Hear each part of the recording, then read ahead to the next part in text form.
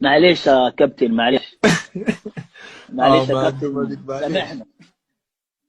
عاجل ورسميا انضمام اللاعب المغربي أشرف بن شرقي للنادي الأهلي، ورد فعل جمهور الزمالك اللي مش مصدق لحد دلوقتي. صباح الخير يا مازو. صباح الخير يا نبيل. ايه ده؟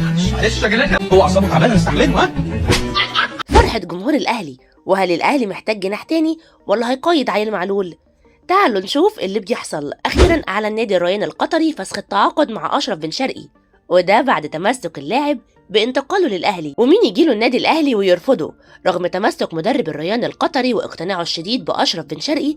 لكن أشرف بن شرقي حسم الموضوع بتمسكه الكبير إنه يجي للنادي الأهلي، واللي هيقدم إضافة كبيرة لجمهور الأهلي في الدوري، خصوصا بعد رحيل عدد كبير من نجوم الأهلي آخرهم بيرسيتاو، وقبله كان أحمد عبد القادر. ومين ما يعرفش أشرف بن شرقي لاعب الزمالك السابق اللي كان بيلعب في نهائي القرن موسم 2020.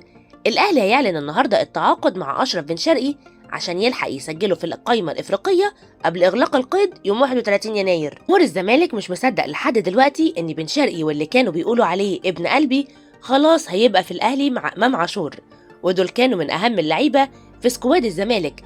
ده حتى جمهور الزمالك مش مصدق نفسه، ودخل بتجات الريان وبقى يقول لهم ما ينفعش يفسخ العقد مع الريان من كتر ما هم مش مصدقين إنه جاي الأهلي. هلا شامبو، سيبك من ناني، فوق هتتجوز مع عطية.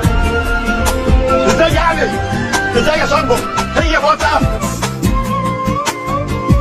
دلوقتي جمهور الأهلي فرحان بانتقال بن شرقي للأهلي، وبيقولوا إحنا خدنا الفار وخدنا الأسد لجمهور الزمالك. واللي هيشغل بال جمهور الأهلي دلوقتي هو إن الأهلي هيقيد معلول ولا هيجيب جناح أجنبي تاني وما يقيدش معلول. يا ترى إيه اللي هيحصل الأيام الجاية؟ هستنى رأيكم في الكومنتات.